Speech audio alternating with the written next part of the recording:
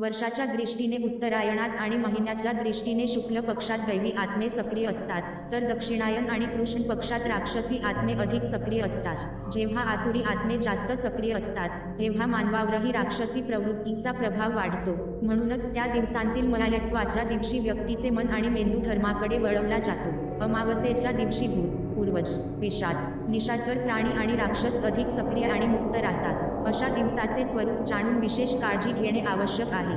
भूताच्या शरीराच्या रचनेत 25% भौतिक अणू आणि 75% इथरिक अणू असतात. त्याचप्रमाणे पूर्वज शरीराच्या निर्मितीमध्ये 25% इथरिक अणू आणि 75% सूक्ष्म अणू असतात.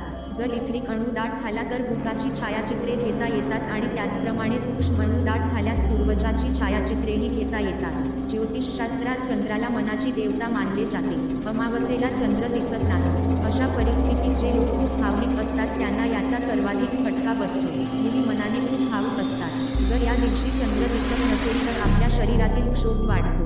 नकारात्मक विचार असलेल्या व्यक्तीवर नकारात्मक शक्तीचा प्रभाव पडतो. धार्मिक शास्त्रांमध्ये चंद्राच्या 16व्या चरणाला अमा म्हटले आहे. चंद्रमंडळाची अमा नावाची एक महाकाल असून त्यात चंद्राच्या 16 कलांची शक्ती समाविष्ट आहे. अमावस्या, सूर्य-चंद्र संगम, पंचदशी, अमावशी किंवा अमामासी अशी शास्त्रात अमाची अनेक नावे आहेत. अमावस्येच्या दिवशी चंद्र दिसत नाही, म्हणजे जो दिवस मावळत नाही आणि उगवत नाही त्याला अमावस्या म्हणतात. त्याला कुरु अमावस्या असेही म्हणतात. अमावस्या महिन्यातून एकदाच येते. शास्त्रात पितृदेवाला अमावस्या तिथीचा स्वामी मानण्यात आला आहे. अमावस्या हा सूर्य आणि चंद्राच्या भेटीचा काळ आहे. या दिवशी दोघेही एकाच राशीत राहतात.